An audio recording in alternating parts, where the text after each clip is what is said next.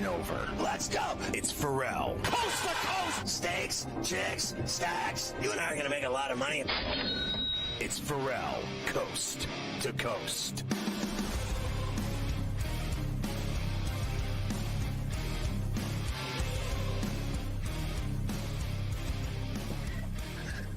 It's pain-free Friday. Ferrall's doling out minutes on the mahogany, waxing it up. 100, 200, the bad seed, the broken day, the bad apple with a bad attitude. We are live in New York City. The Big Apple. Ooh. People dressed in plastic bags, directing traffic, some kind of fashion check-out. Should do better. Yeah. Oh, woo, woo. Should do better. Woo, woo. Along with the Tutty and Tater King himself, the founder of the ILC podcast, right shoulder, the sheet of integrity, the put it with the golf guru Carver. Hi this afternoon, ladies. Mafia's running it along with Luke. I am your father. The rundown on a end of the week, C to C. We got the double shot with Morency coming up this very hour. Also within the walls of this hour, Coach James Young, our basketball analyst on SportsGrid. And then in the second hour, our buddy Joe Pisapia joins us, and we'll get into a lot of baseball talk with him as well. So we have all of that going on. And the Rocket is going on in Detroit. Carver High with an update on the leaderboard. I'm certain of that. Yeah, happy Friday. Yes, right? sir. Happy Friday on C2C. And I believe that this now leaves you with 8 more summer Fridays until the first weekend of college football. I just thought I would tell you that. I feel like every Friday I need to let you know. Important. 8 more summer weekends, summer Fridays, until you get to college football. So you're getting there. Slowly but surely, we continue to move forward. Yes, we have the Rocket Classic. That's the only live action this afternoon going on. I mean, what a who's who of the best at the top of this leaderboard. Captain Kirk, Chris Kirk, sitting there at 14 under. Philip Knowles. Who? At 14 under. The immortal Jackson Suber at 13 under. Andrew Putnam is 13 under. Poltergeist finished at 12 under, so he didn't have as good a day today. Mark put the Hubbard in the cupboard is 12 under. Your boy Kevin, don't call me Kendall Roy, is at 11 under. Harry Hall, Jake Afternoon Nap, Ben Griffin at 11 under. Hideki Matsuyama, Gary Woodland, Gracerman. So I guess a couple names there, but all in all, an absolute birdie fest. I mean, the cut line's like 6 under right now. So you got to shoot 6 under just to make the cut. Trevor Lawrence even at 11 under. Yeah, Trevor Lawrence is there as well. So you have plenty of action with the PGA. I guess I should tell you, there actually is 2 golf tournaments going on right now, if we wanted to be fair, because Liv's playing in Dallas this afternoon as well. So you do also have that for us. And right now, I was checking before because, of course, we have a couple of guys that me and Brady have on there. Harold Varner III at 4 under, along with Dustin Johnson and Abraham Answer. Bryson now T5. Let's get Bryson up there and get him in the mix. He's only 2 back of the lead, of course, playing just 20 minutes from his home outside in Dallas. So lots of golf this Friday afternoon, Scotty. No afternoon baseball, but that means that later on we're going to have 15 baseball games to talk about tonight. As far as the schedule goes. So we do have that. We have several other things. Mets game last night. The only night game really was the Mets. The other one was a 5:30 start, and the Twins spanked the Mariners. They put 10 on them. And then the Mets won 4-0, and I cashed that ticket. So I hit the Toronto ticket, the Tampa ticket, and the Met ticket, 3-0 with those 3 tickets. Very exciting. And the Mets actually shutting out Atlanta last night, and they lost Canning real early in that game, who another Achilles injury throughout sports. But the Met bullpen was able to get it done. They took care of business all the way through and were able to hold Atlanta down and get themselves a split of those 4 games. So nice job by them. The NBA draft is in the books after the second round last night. We'll go through some of that. We'll let you know who went where. You could almost make a case, Scotty, that there was like more name guys went in the undrafted side of things to get signed by teams than guys that were actually picked in the second round. Yeah, well, they're not going to make any money. So Right. that's what that boils down to. And they're going to have a lot more of a problem on their hands making a team, even though they get, a deal to go to camp and all this other stuff. Those guys, a lot of them are going to end up overseas, and that'll be all there is to it. So, the one that there were several that I was excited about, and the one was the kid Shuga from Ukraine. I knew about him because of, my buddy that I play with that played pro in Ukraine, that I play with in the mornings. He's a great player, and he told me all about his friend Max Shuga. And then I started watching this kid play at VCU. He was the A-10 player of the year. He can really shoot the three ball. He shot almost 40% from three in his last year at VCU. He's a playmaker. He can pass. He can shoot. There's a lot of people. He ended up with the Celtics. He got drafted and then traded. So Orlando picked him up, then traded him to Boston. There's a lot of talk about him being, potentially in Europe and playing over there again. But listen, if you've ever seen a kid play, to me, he can make it. I mean, they got him. The Celtics have him. I think he's a sleeper. The kid can flat out play. Obviously, there was a lot of other action. The Proctor deal, he ended up with Cleveland at 49. And then, for me, the most exciting thing in that round was basically 3-4 with Charlotte getting both those picks. James out of Duke, and then they got Kalkbrenner, the monster big man from Creighton. And I said to you yesterday that I thought, for my money, Kalkbrenner was a better player than Wolf. I think Wolf, went late in the first round, and then Kalkbrenner early in the second round. But you could flip a coin on either one of those. I mean, I thought the Charlotte Hornets had a really great draft. I think all their picks together, they did a great job. And then, we could go down the list of who did well, who didn't. I think most people were mocking the Nets after the first round with those 5 picks that they made, but not everybody thought that those were horrible picks, that some of those guys are ballers. We'll see how it all plays out, but it's all over now, and now we head towards Summer League. Head towards Summer League, and don't forget free agency also next week too, both in the NBA and the NHL, who's going to get their draft going tonight. First round of the NHL draft, and the Islanders have the first pick. They've already made a big trade this afternoon. They look to be the team, Scotty, that's kind of got the most juice heading into tonight. It's all pretty much taken that they're going to go with this Schaefer first. They've now got the 16th and the 17th overall picks as well from Montreal after sending Noah Dobson up there. So the Islanders trying to get even higher up to maybe get Higgins as well. They're going to be very busy this evening with the draft in Los Angeles. I mean, Dobson struck oil today. He ended up in Montreal, and he got around $9.5 million a year in a new 8-year deal. And I know that the league signed a new CBA today before the draft. So a new 4-year deal. So harmony between the league, the owners, and the players in the NHL. So I think it's very impressive that they got that done without a strike or any kind of lockout or whatever.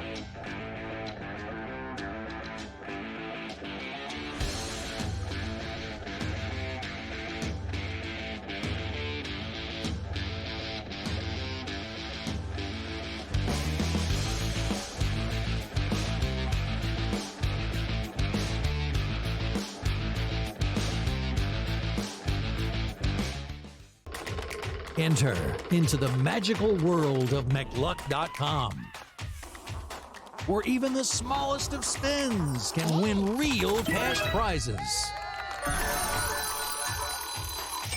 Adventure into over 1,000 of the best Vegas-style slot games. So what are you waiting for? Unlock your free welcome offer today. Join the fun where winners play and players win. we are seeing unbelievable temperature surges over the past couple of days. So I wanted to ask you this question to let the people know, like, how do we account for that in our handicapping? Like, 2 good pitchers on the mound, but you look at a place like Wrigley Field, let's just say, 20-mile-an-hour winds blowing out, 90-plus degree temperatures. Is it almost like you say to yourself, you just have to fade the environment and not worry about the pitchers, because if we're hitting fly balls, they're going yard? Pro Baseball Today, only on SportsGrid. Their team total is 19.5 wins. I told you to go under, and it's by far the best bet I have recommended on this network in 4 years. They can't get out of their own way. And now Sloot is out for the year. Let's hope Sloot gets back, because I respect the hell out of Sloot, and I want her to go out on her own terms. Hopefully we'll have her back for the 26th season. Betting above the rim, only on SportsGrid. Kevin Durant, at the age of 36 years old, after 17 seasons that he has played in the NBA DRS, is now on his way to H-Town. I don't think it's a great move. I wanted him to go to a ready-made championship team full of a veteran roster and see if he can ring chase that way. Not to go to an organization on the come-up that if you just stay the course, and also, what better blueprint do we have than just staying the course and safe, right? The Early Line, only on SportsGrid. The game is on. The stakes are high, but the action isn't just on the field. He's rearranging that rhythm. Get it inside! SportsGrid's in-game live. Your ultimate second screen experience. A little flyer, couple 15.5 point live line. Every prop, every play, every day. Anything can happen. That's complete chaos. It's smarter to be on SportsGrid.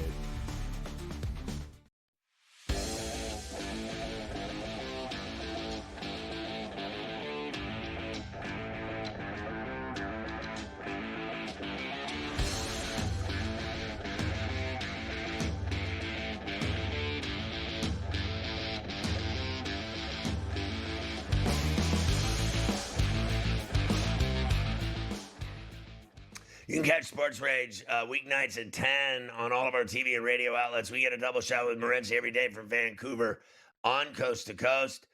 Gabe, I want to start with the fact that, the NHL draft is tonight, and a lot happened before the draft. A new CBA deal. Were you surprised that they cut a deal and it was easy? And they even extended the regular season in that deal from 82 to 84 games, unless I'm mistaken. And then, while you're at it, what did you think of the Dobson deal? Boy, did they get a lot for Dobson. And then Dobson turned around and got $9.5 million per from the Canadians. I think he actually goes, if you're going to get dealt, like, that'd be a cool thing to end up playing in Montreal at the Bell Center. I don't care what anybody says. Like, that's special. Frankly, for my money, compared to playing for the Islanders, and I don't mean to be mean, but let's just face facts. And they gave him a lot of money, but they got 2 big picks out of it. It's great for the Islanders. I think the Islanders benefit. And then your final thoughts on Tavares getting a new 4-year deal in Toronto. He was their second leading goal scorer, and it's not like he's a spring chicken. Well, as far as the New York, we'll start off with the New York Islanders because it is NHL draft night tonight. And listen, we can sit here for 24 hours talking about what the NHL should and shouldn't do. But I don't know if you should have your draft the day after the NBA draft, just on a Friday night. Has there been any hype about it? Right? It's just, the NHL draft is tonight, right? Like, they really could have done a better job marketing this thing. But as far as the Islanders are concerned, the Islanders are one of these teams, like Lou Lamoriello refused to rebuild. And let's be real. The only way the Islanders are going to somehow become a championship caliber team is by rebuilding through the draft, right? There's certain markets you're not going to get free agents. The Islanders are one of them, right? They're just a team that people, they have a history of failure. I mean, God bless Mike Bossy and Brian Trottier, et cetera. And as you stated, Scott, I mean, this is basically like getting traded from, like, the Marlins to the Yankees. You know what I mean? I know they have a new arena and stuff, but, like, you know what I mean? Like, it's a cathedral. It's suddenly there's pressure. It's like, there's media, there's pressure, there's fans. Like, it's a next level of intensity that if you're if you got competitive fire, you can't beat it. Like, you look up at the banners, you get chills. You talked about doing games there. I'm telling you. Listen, I love what the Islanders are doing. Schaefer's a badass. We'll see if they can shuffle around and make, surprise people in the draft tonight with some moves as well. Now you get more draft picks from the Montreal Canadiens. So, like I said, the Islanders, you're going to rebuild. You're going to struggle for a little while, but you're actually going to start to get some talent, and it's the only way. Look at the Oilers, guys. It's the only way you can really build in the NHL, right? It's unless you're in a tax-free state and players can play golf and it's sunny. Then they'll sign with you. That's why Vegas got good right away. But if you're the Minnesota Wild, Scott, how are the Minnesota Wild ever going to win a Stanley Cup? Like, I want to move to Minneapolis, St. Paul. No, nothing against the city, great hockey town. But players, these guys, they all grew up in cold weather. Most of these guys grew up in Canada and Russia and Finland. They don't want to live in cold weather anymore. They did. That's the reason they worked as hard as they did, so they can play hockey in Vegas now. Right? It's like that's why they did it. So it's a tough spot, but love what the Islanders are doing moving forward. As far as the Canadiens, Scott, this team is they're like the Oklahoma City Thunder of the NBA right now, except they haven't won yet. It's almost like Sam Presti just stockpiling, bro. The number one kid from Russia comes over. Right away, he looks good.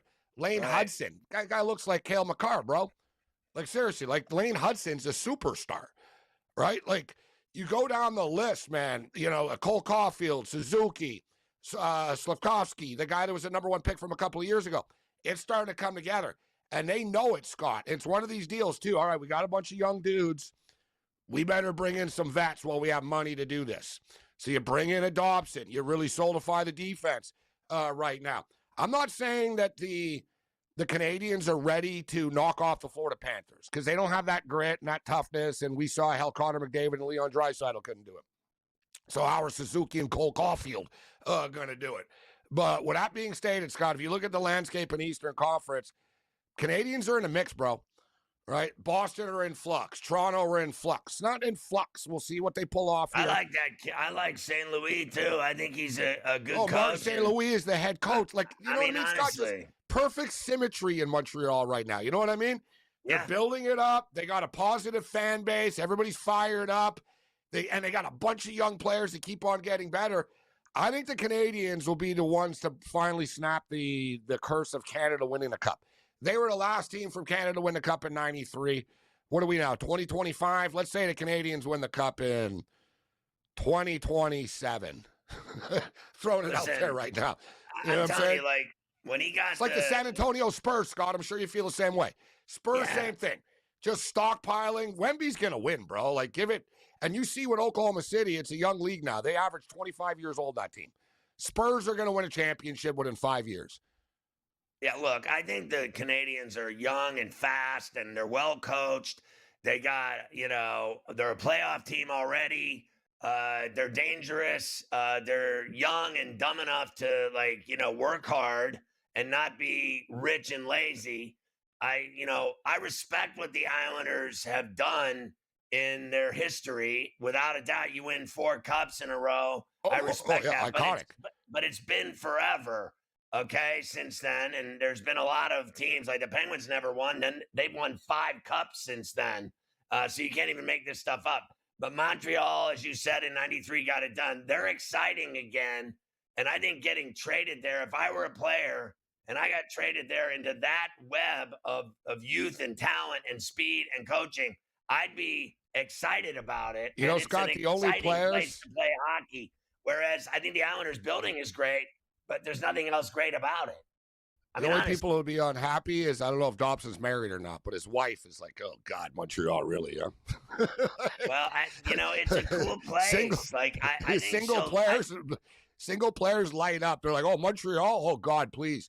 I'm dead serious. There's certain teams where, if you have a family and stuff, it's good to play for Columbus or Minneapolis or whatever. You know what I'm saying? If you want to party, Montreal.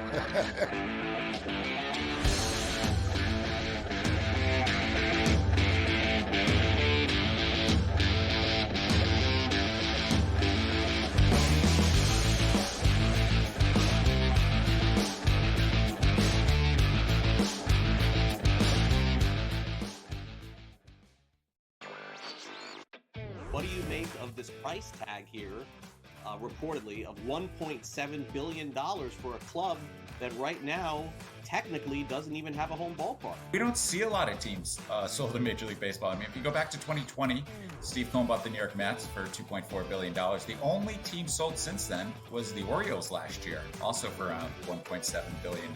Newswire. Only on SportsGrid. We're going to go with Cam Young at 30-1. I think it's a really nice course for him at the Rocket Mortgage in Detroit, Michigan for him. Wyndham Clark at 36-1. And I also like Alex Noren at 60-1. My Morency drunken Brit dart toss golf pick, which does win like 2-3 times a year, guys. Insanely enough. But I'm going to say Matt Fitzpatrick. Sports Rage tonight. Only on SportsGrid. The two guys that can do it all. Too much electricity this morning. This is a good time. We're having a lot of fun. I had to do a triple take. Ka-ching! Why? Because of parity. I didn't mean to offend. Yeah, it's not going to happen. Load management is a dirty word. Let him rip. You know what? Circumstances provide the results. What? How do you do this once? Oh, Donnie, you've got such a good show there. A network that is booming. The Early Line. Only on SportsGrid. I do believe that SJ now is the #1 player in the world. The things that he can do from the point of attack, offensively and defensively, his ability to drive downhill and score in all 3 levels. And the thing I like most about this young man at 26, he's so humble. He's so humble. And that speaks to the whole culture of OKC that Sam Presti and Mark Daigneault has built. Humble team, folks. Betting above the rim. Only on SportsGrid.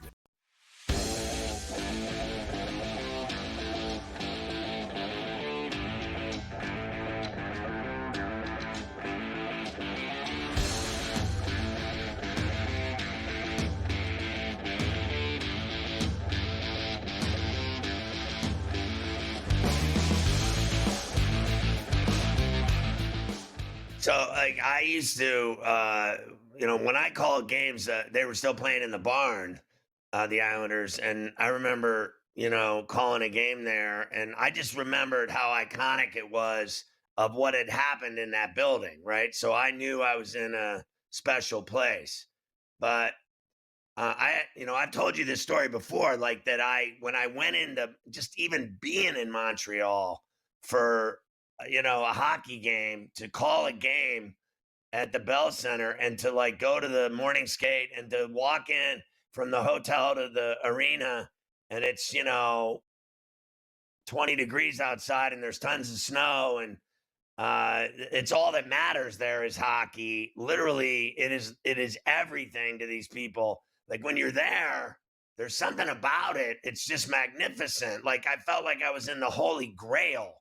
And the same thing in Toronto. I went to the old Maple Leaf Gardens. I'm hearing stories about ghosts and Ballard and all this other stuff. And I was all caught up in it. I was like, this is it right here. This is Shangri-La. And I'm in the Foster Hewitt broadcast, all these people that get into the Hall of Fame with the Foster Hewitt and all of it. And I never got those feelings ever in an American arena. I never got it. Like I was like, what about MSG? Not even MSG. Listen, well, I called games at MSG, and it was like the Devils and the Rangers. They had me in the seats calling games, and I called a game in Arizona at America West in the stands, and some guy threw a beer on me, like a full beer, like a 32-ouncer. Just I'm calling the game, and I'm loud. My voice is gravelly. I'm driving some guy nuts, and he douched me with a beer. So, like, I like calling a game at the Garden because I knew where I was, but I was in the seats, and I thought it was weak. And then at the Devils, they had me in the seats. Like, they have these tables set up. And I was really intense. So people got mad at just my presence being there. I was so loud and intense, and I'm slamming tables and upsetting people. And I didn't give a rat's ass what anyone thought of me. I was already a shock jock or whatever you wanted to call me. So I had a horrible reputation going in, and it preceded me, and it gave me problems calling games. I told you I was more popular than the players. So when I got off the bus, more people were screaming Ferrall than the players. That upset Don Waddell. That upset the coaches. That upset the front office people. And I felt like I was behind the 8 ball the whole time. So my only question to you is your prop for tonight with the draft. And then I want to ask you about Barry Bonds getting a statue. Do you think that he deserves a statue in San Francisco, knowing that the only great season he ever had, that was truly great with all those home runs, was all a lie, and it was all cheating and phony? No, I don't have a problem with it because he built that stadium. You know, it's like the house that Ruth built.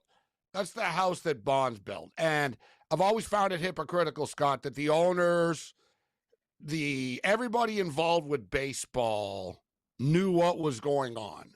And nobody had a problem with it because everybody was making big money. But they blamed him. But they blamed him. Yet they made money off of him. He built that stadium, and then they banned him. Right? Well, he's not allowed. We're aghast. We had no idea. Okay. And it should be noted, too. I don't want to say he's like OJ, but Barry Bonds never failed a drug test. Like, he never did. So, like, yeah, we all know. I get it. We all know. But he never failed anything. He just kept lying, though. He never admitted he did it. No. Well, you know, but if he didn't fail a test, why would you, right? So, you know, he never failed one of their tests, but we all know it was, you know, what was going on there. But, Scott, I remember I was the Expos postgame show host in those days. There was a pitcher, it was against Bonds, and I asked him, I said, man, Bonds really went deep. And I said, does it bother you that, you know, he's all juiced up and stuff? And he goes, hey, Morency, pitchers are allowed to take steroids too. And he started laughing. He was a pitcher. The guy was juiced up. He goes, pitchers are allowed to take steroids too, huh? And he started laughing. And he goes, let me tell you something. He goes, Barry Bonds is one of the most popular guys in Major League Baseball with players. He goes, you know why, Gabe? Money. And he started laughing again. He goes, man, we were all making more money because of this stuff, right? And these guys hitting the home runs. What's your prop made money for the draft? Under 8.5 defensemen taken in the first round tonight, plus 120. There you have it. All right, Morency, have a great weekend.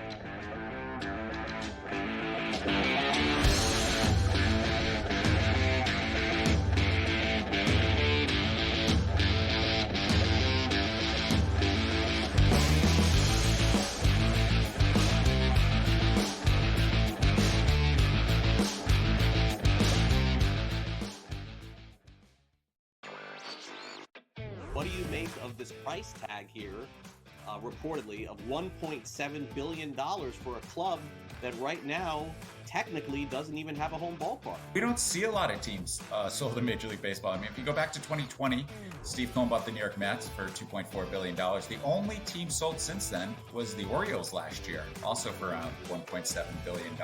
Newswire. Only on SportsGrid. We're going to go with Cam Young at 30-1. I think it's a really nice course for him at the Rocket Mortgage in Detroit, Michigan for him. Wyndham Clark at 36-1. And I also like Alex Noren at 60-1. My Morency drunken Brit dart toss golf pick, which does win like 2-3 times a year, guys. Insanely enough.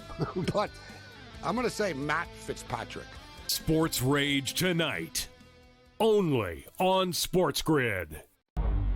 The two guys that can do it all. Too much electricity this morning. This is a good time. We're having a lot of fun. I had to do a triple take. Ka-ching! Why? Because of parity. I didn't mean to offend. Yeah, it's not going to happen. Load management is a dirty word. Let him rip. You know what? Circumstances provide the results. What? How do you do this once? Oh, Donnie, you got such a good show there. A network that is booming. The Early Line. Only on SportsGrid. I do believe that SJ now is the #1 player in the world. The things that he can do from the point of attack, offensively and defensively, his ability to drive downhill and score at all 3 levels. And the thing about I like most about this young man at 26, he's so humble. He's so humble. And that speaks to the whole culture of OKC that Sam Presti and Mark Daigneault has built. Humble team, folks. Betting above the rim. Only on SportsGrid.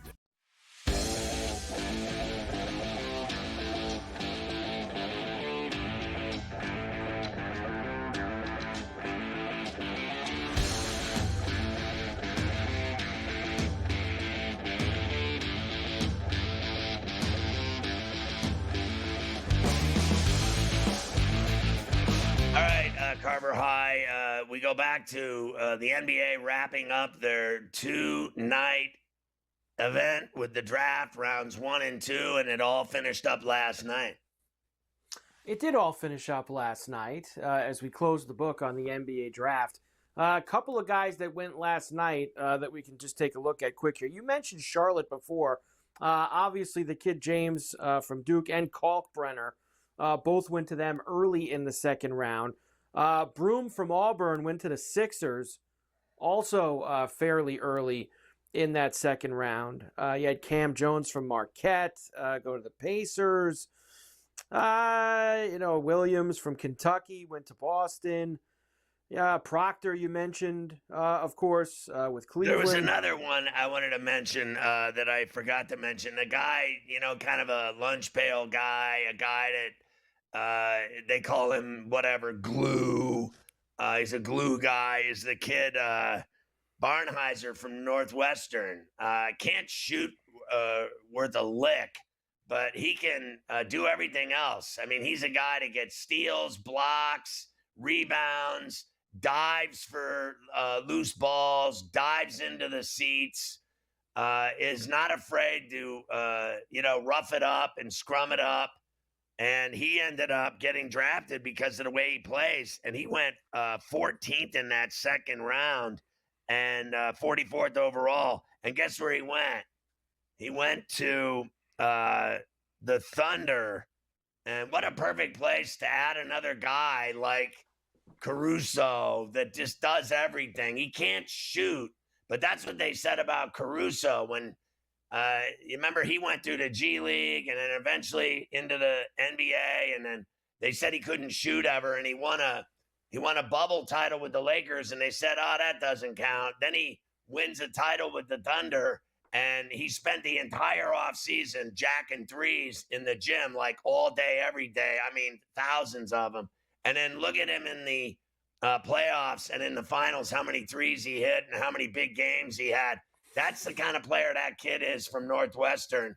I think they love that pick. I think that's a beautiful pick for them, considering the fact that they don't need anything, but they still went out and got it. Right. And look, I think I think for the most part, a lot of times these second rounders and the undrafted players, for the most part, they don't work out. But there are plenty of guys who are big-time players in the league that slip through the cracks, and you find a diamond in the rough in the second round or even in the undrafted pool. So it does happen. You have to take your shot with a lot of these guys. I like that Tanjay from Wisconsin. Of course, he went to Utah. Utah got a lot of guys. Tanjay from Wisconsin went there too. Now, as far as guys that were not drafted, here's where some of them did end up. Caleb Love signed with Portland after undrafted free agent. Chucky Hepburn to Toronto. Ryan Nembhard to Dallas. R.J. Lewis, of course, St. John's. Man, he cost himself. He should have stayed for another year. Utah was where he signed. Hunter Dickinson, New Orleans. Vlad Golden. Can we talk about him for a second?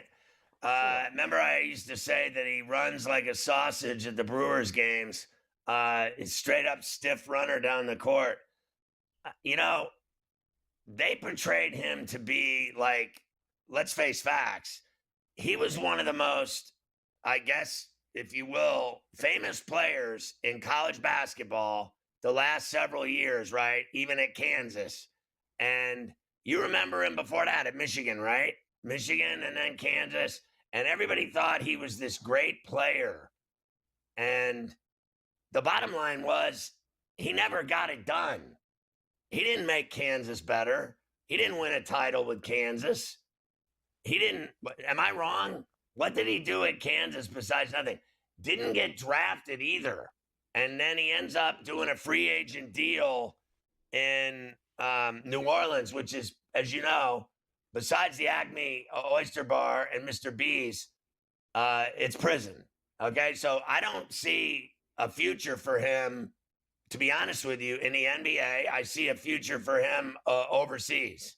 Like, if you don't get drafted, bottom line is you're an undrafted free agent. You're going to go try to make these teams. and they're just not going to give you burn. That's just all there is to it. And then you play in Europe, and you can play. And not only that, just so we're clear, you can also, believe it or not, I know people don't understand this, but you can get rich.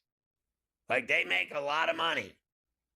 Believe it or not, they can play overseas in Turkey. They can play I got friends that play in Japan. The guy's raking. I mean, just making tons of money. And as an undrafted free agent in the NBA, you're not going to make any money.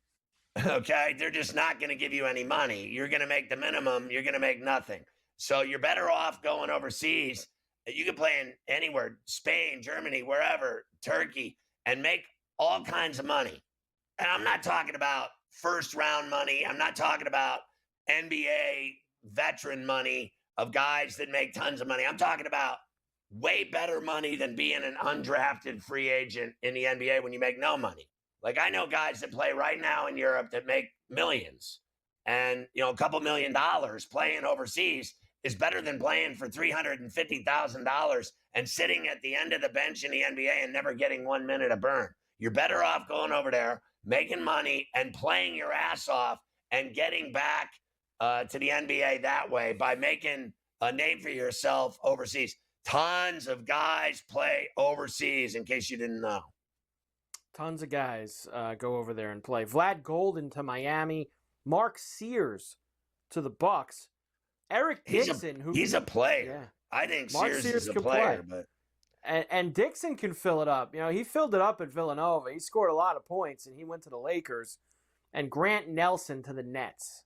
Grant Nelson from Alabama. Listen, it is amazing to me, and we'll talk to Coach about it. Like, these suits are controlling your destiny. It's a dangerous way to make a living, boy. Like, you got all these suits making decisions, and you're going to sit here and tell me that kid, for instance, Sears, right, that he's undrafted. Like, no one thought anything of him. Like, that's the bottom line. Lewis at St. John's, great player, right? And then what? He had a bad tournament, and his stock went right to hell. And he doesn't matter either. And I actually thought the kid Nelson's from Bama, right? I actually thought he played great in the NCAA tournament, and he still won't matter on the Nets.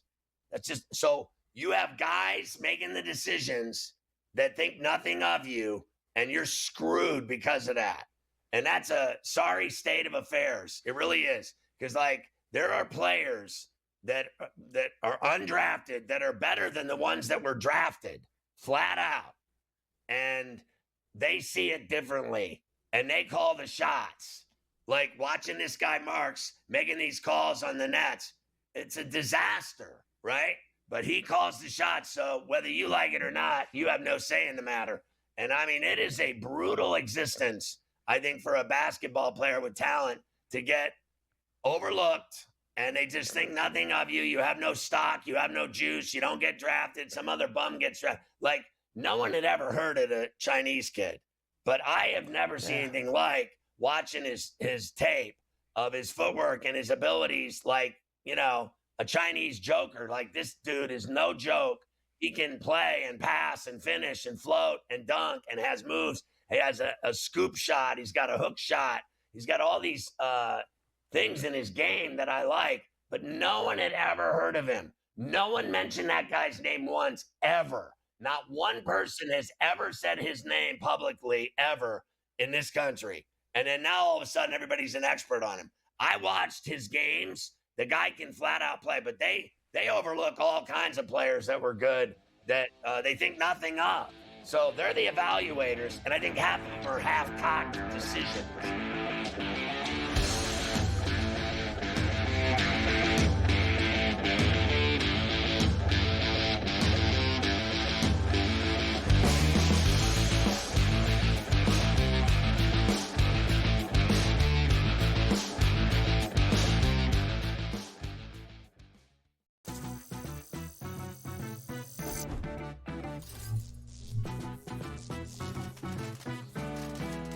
Playing online blackjack and want to try upping your odds? Well, here's a tip. Cheat cards tell you statistics for whether you hit or stand on every move. If you're into stats, this could be your ticket to winning. And it is totally legal. Now, go get lucky. See you in Las Vegas. Let's get lucky. The two guys that can do it all. Too much electricity this morning. This is a good time. We're having a lot of fun. I had to do a triple take. Ka-ching! Why?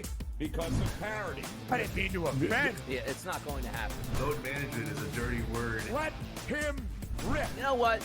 Circumstances provide the results. What? How do you do this one? Oh, Donnie, you got such a good show there. A network that is booming. The early line, only on SportsGrid. The game is on. The stakes are high, but the action isn't just on the field. He's rearranging that roof. Get it inside! SportsGrid's in-game live. Your ultimate second screen experience. Just a little flyer, couple 15.5 point live line. Every prop, every play, every day. Anything can happen. It's complete chaos. It's smarter to be on SportsGrid.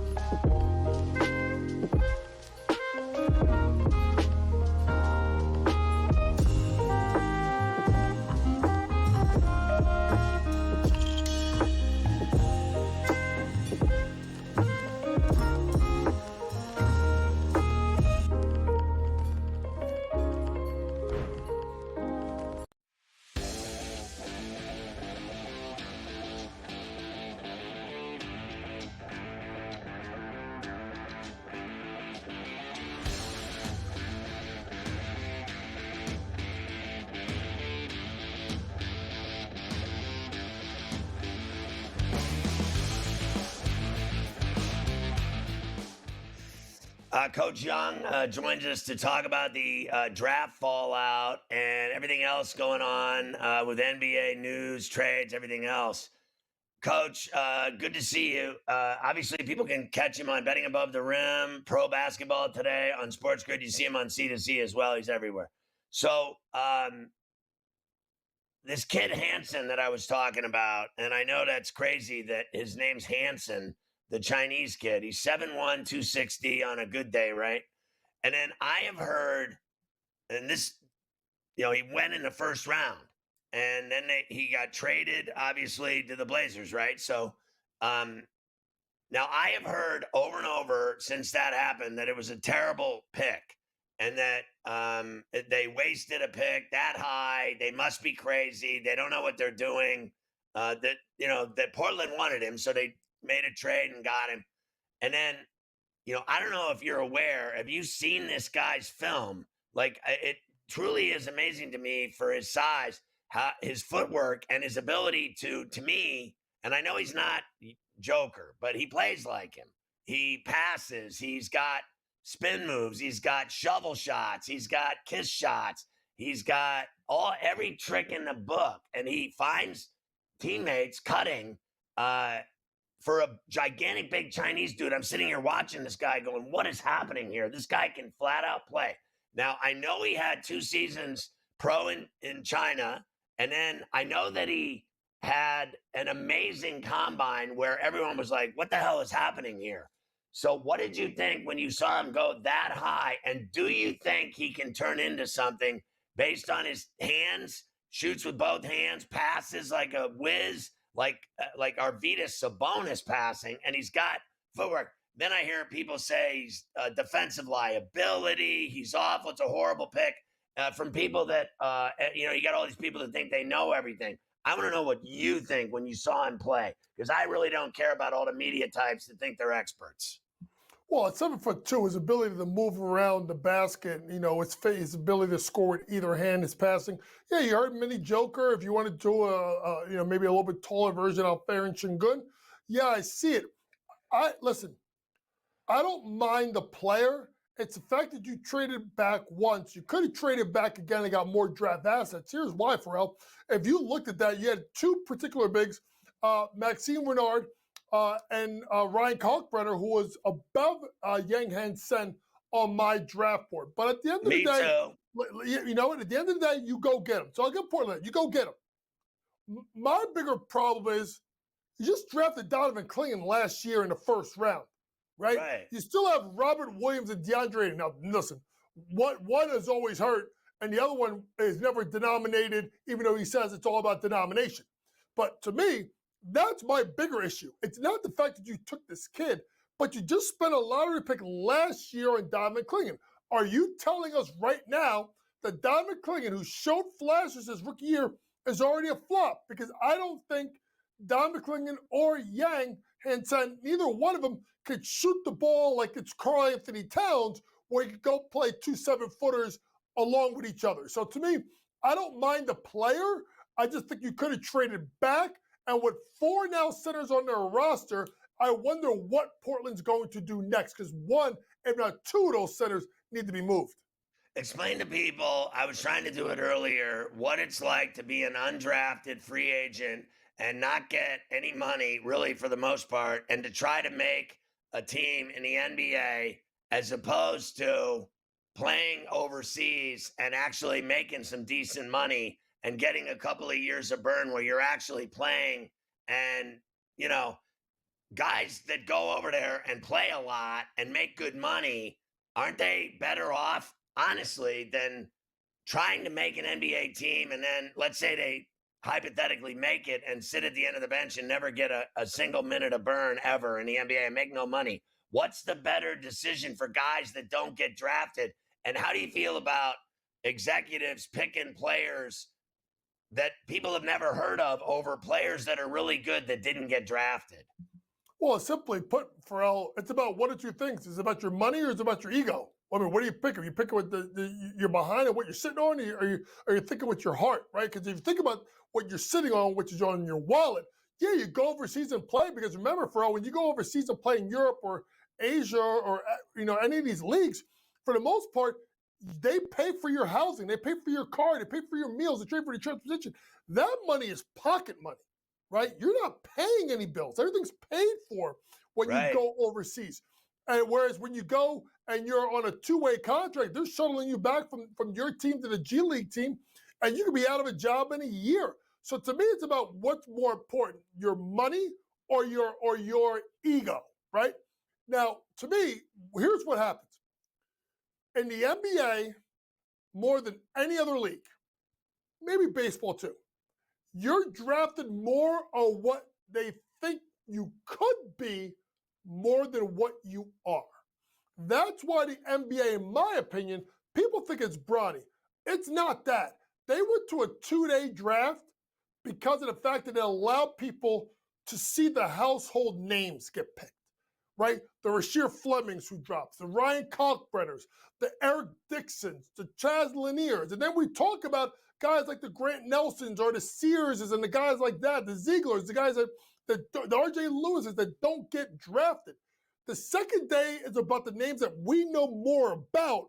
And it's a smart play by the NBA because it gets people to watch and it adds to a little bit of intrigue. But I think that's the tough part for Al is, you take a guy like Yang Hansen, he's a little bit, he has an upside. He's a little bit unknown commodity, right? Ryan Kalkbrenner was a 4-time Defensive Player of the Year in the Big East.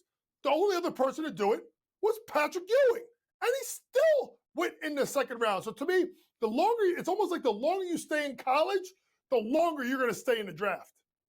So, we had talked about Dickinson and others. It's amazing that he was so huge in college at Michigan and Kansas and still didn't get drafted. They thought nothing of him. When we come back, we'll get coaches, winners and losers of the draft, the Rookie of the Year picks, title picks, and we'll talk about Ujiri, done in Toronto.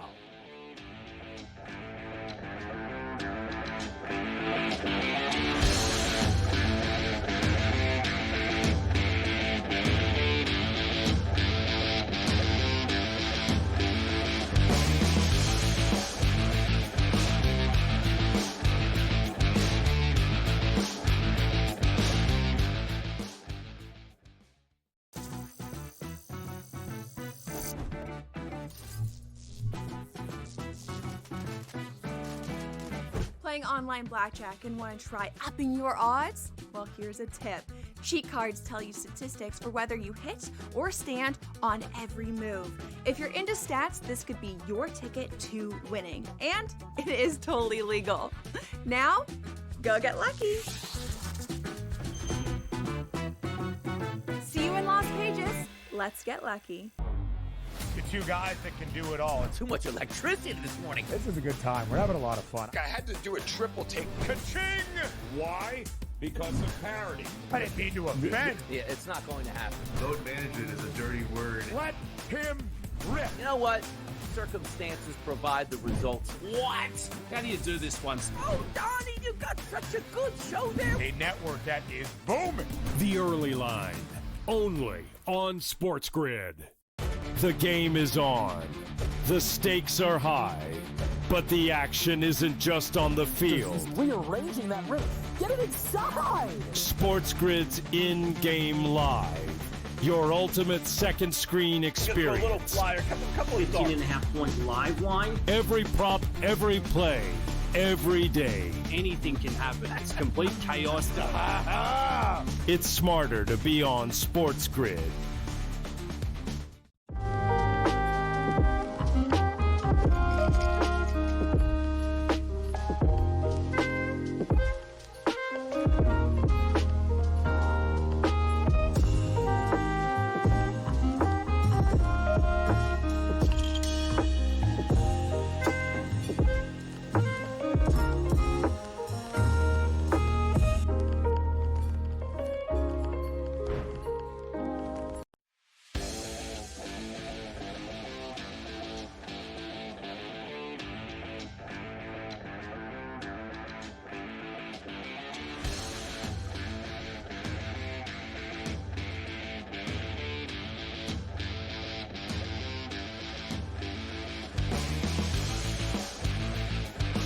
All right, Coach.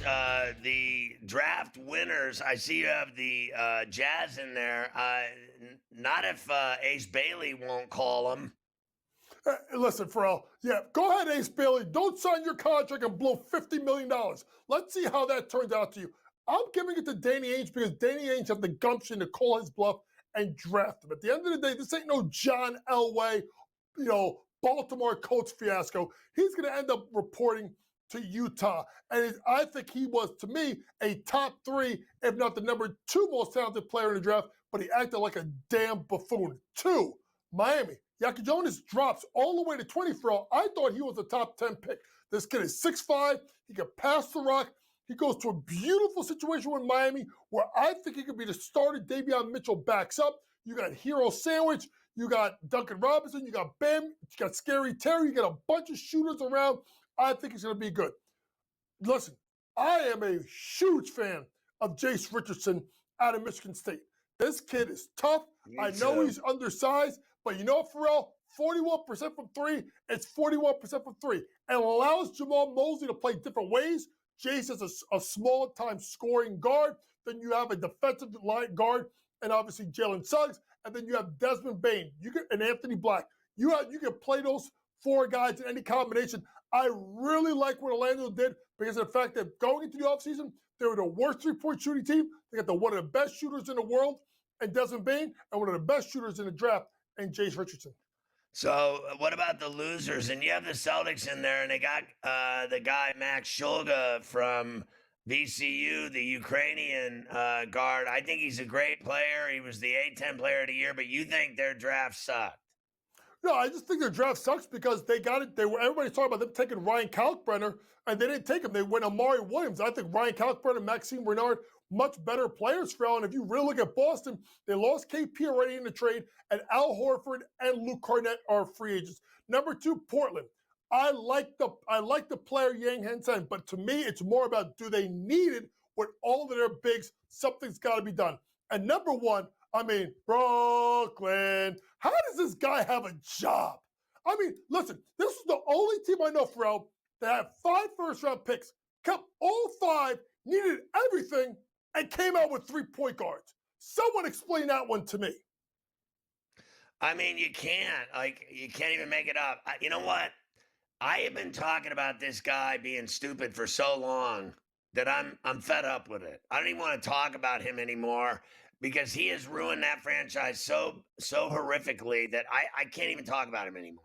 Like when I saw those 5 draft picks and the abuse he got for him, we'll see if he's right, but I'm not feeling it. What about your rookie picks? We won't be right. Listen, Cooper Flagg's going to be a rookie of the year. Now, here's what I want people to watch out for. It's Ace Bailey, right? What Ace Bailey is there's 4 guys you have to look at in Utah could be moved.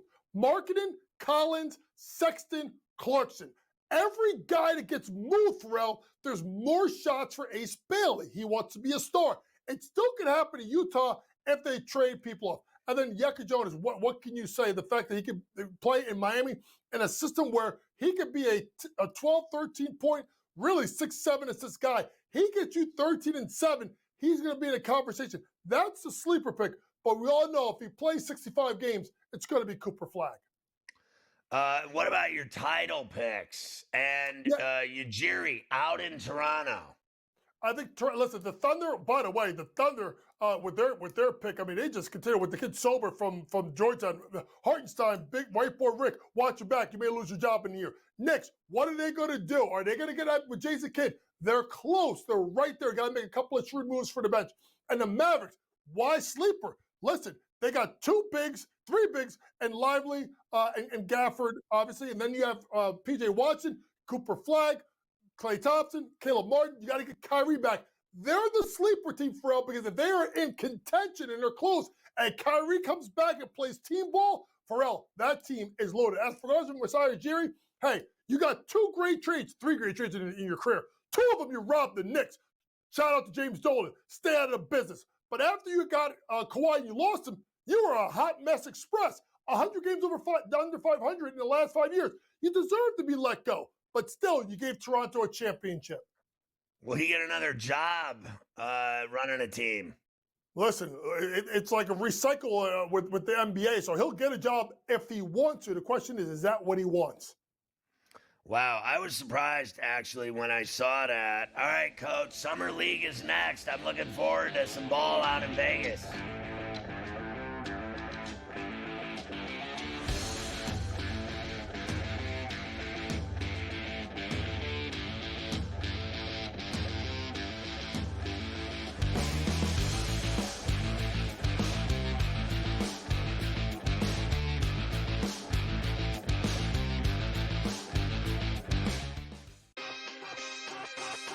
I can't even believe I'm saying pitcher's battle and using the words Patrick Corbin.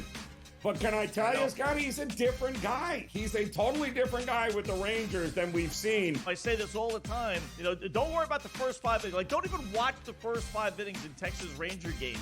Because for whatever reason, there's a ton of runs scored in the first 5, and then it just stops. It just stops. Game time decisions. Only on SportsGrid. No way that I'm betting on the Cleveland Cavaliers for any reason whatsoever. No. Ever. Like, when they had LeBron James, it was a different story. I do not believe, I think Spider's great. He's no LeBron. I don't see him carrying them to a title. And I don't believe in the Knicks at all. The Knicks never get it done. Ferrall Coast to Coast. Only on SportsGrid. Kevin Durant, at the age of 36 years old, after 17 seasons that he has played in the NBA DRS, is now on his way to H-Town. I don't think it's a great move. I wanted him to go to a ready-made championship team full of a veteran roster and see if he can ring chase that way. Not to go to an organization on the come-up that if you just stay the course, and also, what better blueprint do we have than just staying the course than okay, safe, right? The Early Line. Only on SportsGrid.